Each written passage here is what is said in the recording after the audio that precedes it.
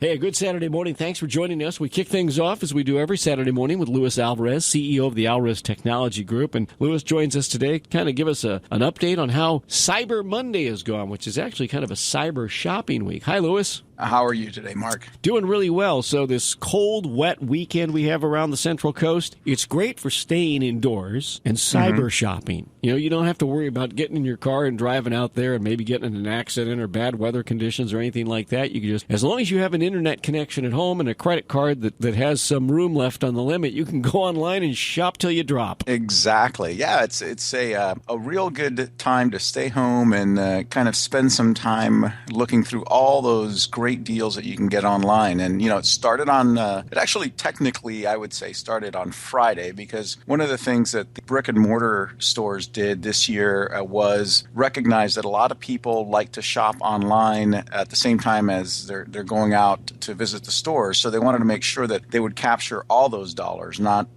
leave anything to the competition, so to speak. But Monday, they really ramped it up, and Cyber Monday this year was one for the record books, over $2.2 billion in one day, an amazing number. That's 20% higher than last year. And one of the interesting facts, little factoids that came out of this Cyber Monday is that almost 40% of all purchases were done with portable devices, with tablets or smartphones.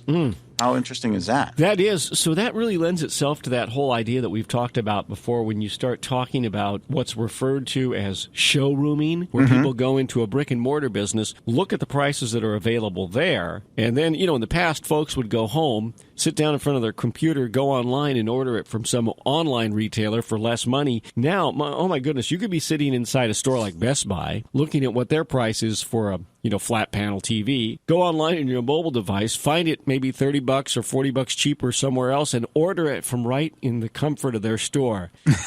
Hey, Sounds wrong, but it's just really wrong, It's an unfortunate thing, but it's the reality of the landscape we're in. And some stores have really wised up to that. Like Best Buy is one really good example where they provide internet-enabled devices for you to essentially go online and find a better price, and then they'll match it. Okay. So they don't want you to leave the store and go shopping online. They encourage you to do it while you're there, and then bring it to their attention, and they'll match that deal. So it's a smart way to make sure that they capture that business that would normally be that showrooming, that just looking at the stuff, kicking it, and then buying it online. So we haven't had any retailers start to install cell phone jammers or Wi-Fi jammers in their stores. Not yet. If you can't beat them, you join them, right? Yeah. That sort of thing. Yeah. It's the old philosophy: if you can't beat them, figure out a way to beat them.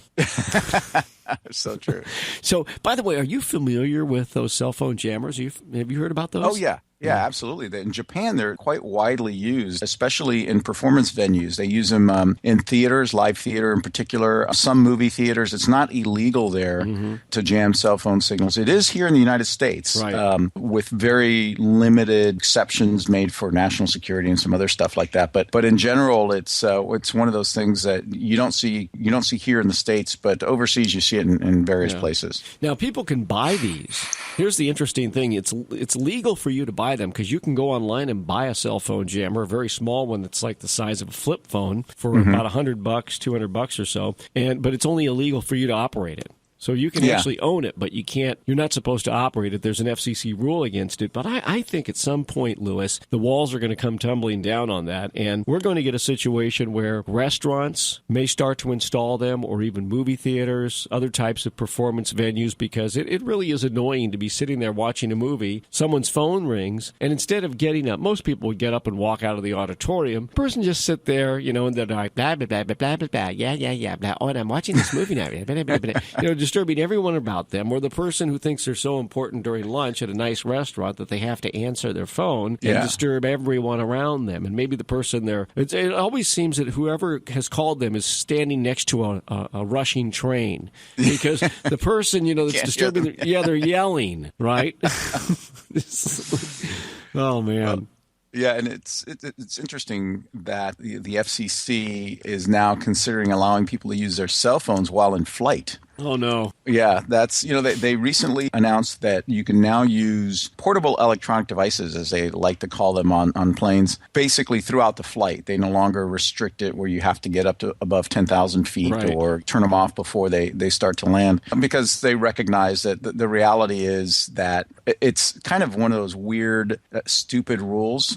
A buddy of mine pointed out to me that if the airlines this is really a security risk or safety risk, and the airlines are depending on 200 people following the rules of turning off portable electronic devices to keep the plane in the air, I'm not going to ride on that plane, right? Because I don't trust 200 people to follow that rule. No, that doesn't get, technically, it's possible. Technically, it's possible to do that, but it doesn't make a lot of sense. No, it doesn't. And I think the fact of the matter is that the only thing about cell phone use during flights is really just you're in such tight quarters, and it's very inconvenient to have somebody next to you blasting away on a conversation, especially if they're having an argument with somebody on the other end, because you can't get away. You can't walk out of the restaurant or out of the theater. You're kind of stuck in that seat next to that person. So I hope that they don't ever get to that point. That's when you tell the flight attendant, you tell the pilot to get this plane down below 10,000 feet, or myself and a few other people are going to, we don't care if we depressurize the cabin, we're throwing this idiot and his phone out the back door. Wouldn't that be nice, huh? Yeah, really. Ejector seats or something like that. Or they just go straight down to the cargo hold. You want to use your cell phone? The seat, what is like an automatic, like an elevator? They go down to the cargo hold, and they can freeze down there while they use their phone.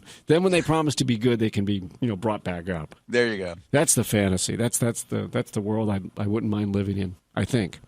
Hey, a couple other things I wanted to pass on to you and get your take on. There's a new website out there that lets you know if your personal info is compromised. It's a website claiming to help people learn whether their personal information was compromised in large-scale cyber attacks. Now, an Australian software architect has come up with this site, and it's at haveibeenpwned.com. Pwned, I guess? Mm-hmm. That's what it's short, haveibeenpwned.com, developed in Australia. Users enter an email address, and they'll see if their information was accessed by breaches in Adobe, Sony, Stratfor, and Gawker. The Adobe breach earlier this year is considered the largest known. More than 153 million user records exposed in that attack. It's interesting that these compromises that take place aren't bad from the standpoint of, well, you managed to get my password for Facebook or my password for LinkedIn. But what they do is when you get those passwords, more often than not, people use the same password for everything that they do, whether it's, their Amazon.com account, their eBay account, their whatever account they have online, they use their email address plus pretty much the same password. So what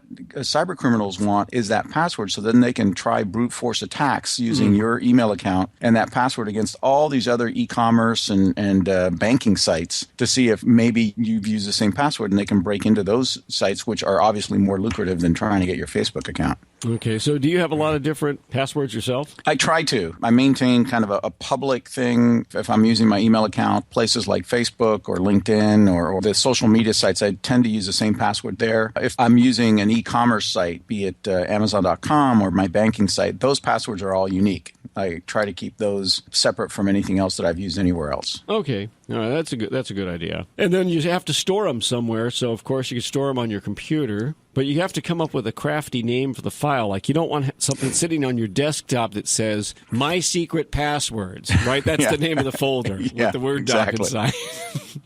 One of the things we hear as far as for password security, you should vary the case of the letters, right? So some caps, some lowercase, and then put a number in there somewhere, and maybe you should, and a special character, an exclamation point, an asterisk, something that would be difficult for somebody to find. What I do as a little trick is I use a regular word. Let's say I'm going to use store. So then I'd use capital S, lowercase t, then a 0 instead of the O, and then instead of R, I'll use, like a shift 3 and then E at the end. So you can use just a straightforward word, but use the characters and different cases to make it very difficult, if not impossible, to hack. Okay, well, that's good to know. And I need to come up with some new passwords myself. I'm guilty of using the same one on too many sites. You know, Yeah, as long as it's not 123456789, that's that's the most common password as revealed in the most recent hack that Adobe had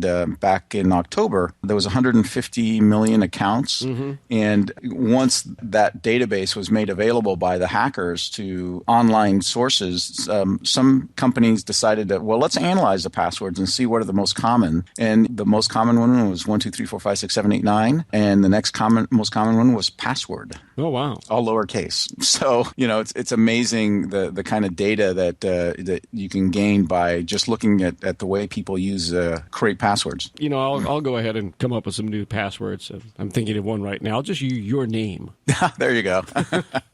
Who would ever guess that? Anything else tech-wise we ought to know about this morning you want to share with us this weekend? There's a lot of, since we're heading into the holiday season, I'll tell you there's a lot of great gadgets out there. We're going to be blogging next week on our site on some of the best of the best things that are available and that would make great gifts. We've talked about it in the past and want to refresh people's memories. So come on over to alvareztg.com next Monday and take a look. All right, so that's alvareztg.com. Check it out. Monday morning, Louis will be blogging about some great gift ideas for the holidays, and of course, you can buy those online. Online, it's alvareztg.com, and for folks who need help from the I-team, especially if they've had their password compromised and they've had a cyber attack at their business or their home computer, how do they get hold of your I-team? Give us a call at 866-78-I-team. That's 866-784-8326. Look forward to helping you.